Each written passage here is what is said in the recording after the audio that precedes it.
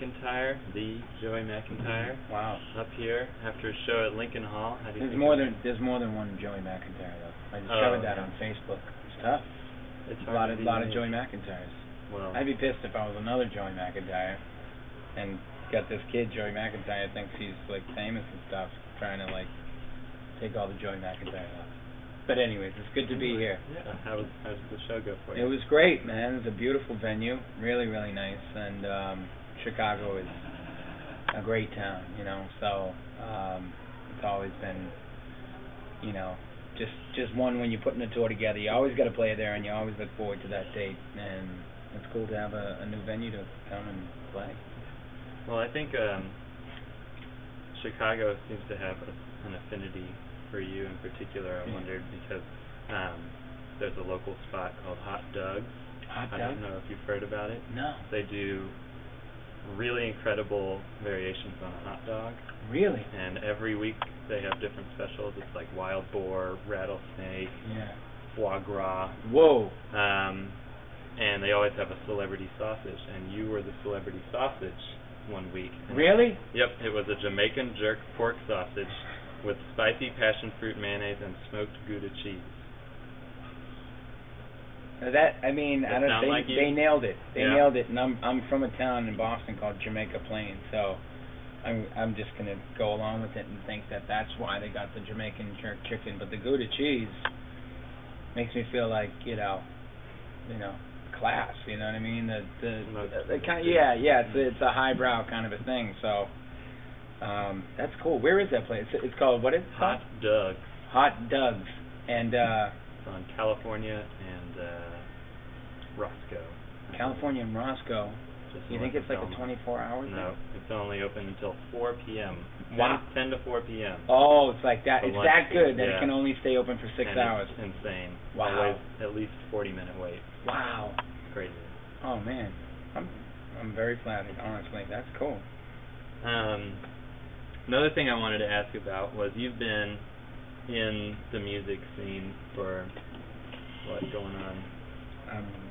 A lot of years. Yeah.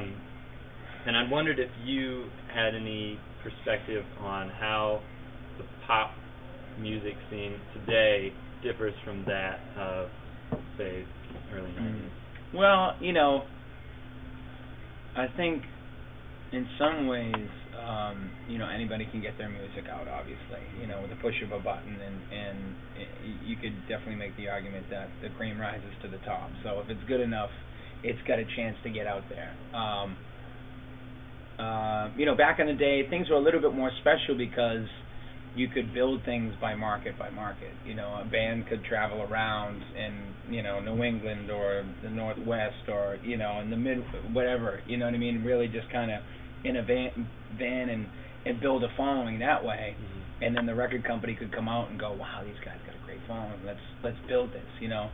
Now it's a little harder to build that kind of a grassroots. I mean, that's done on the internet, which is cool, but it's a different medium, you know, to capture a band's or a musician's essence is, you know, instead of touching it and feeling it and playing clubs and playing live, you got to have a good website and you got to do interactive stuff and you got to, you know, make lots of videos and blogs, and it's a different, you know, it's a different art form, but you know, and you could definitely pick up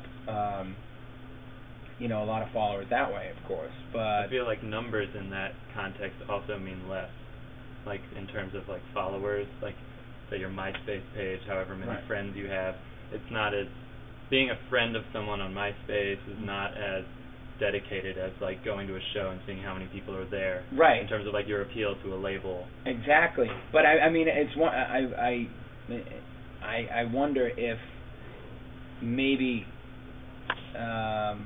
people, like you say, aren't putting as much into the numbers on MySpace or, you know, Facebook or Twitter or whatever, because you're right, they're not. I mean, how can you really quantify or put a quality to what those fans are? Right. And I mean, but sometimes, you know, I think for a while there, they were like, you know, the record companies were looking at, you know, those numbers, those hard numbers and those followers, but there's different ways to kind of manipulate those, I think. Yeah, sure, and you know, which I never like to do. I never want to do. And I try to, you know, I try to keep it real in the sense of having the people that follow me.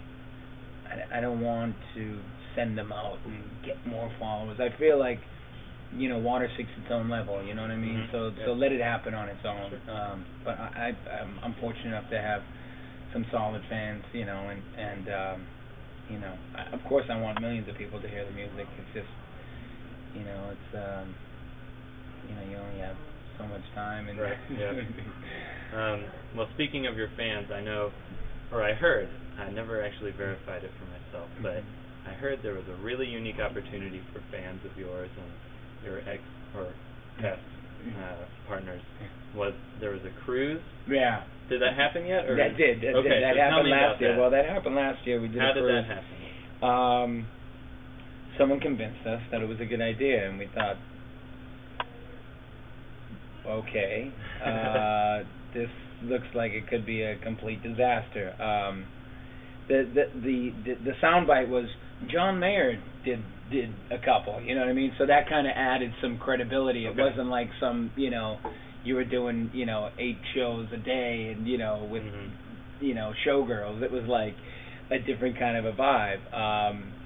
I guess we were just looking for special ways to be with our fans, and we thought it might be a disaster. Turns out it was like just a ball, just an amazing ride. It was no. It was we had a blast.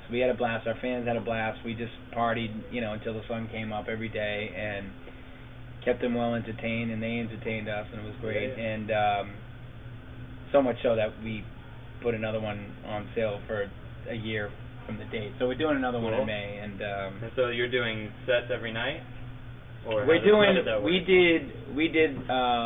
was Group A and Group B, like 1,000 each, and we met everybody, and we did 2 shows, a show for each person. We did meet and greets. We did question and answer sessions. We did, you know, themed parties at night. You know, we had all kinds of stuff. How many nights was the run? It was just Friday, Saturday, and Sunday. We got on Friday, and then everybody flew home on Monday. But it was jam packed. It was a good time. Yeah.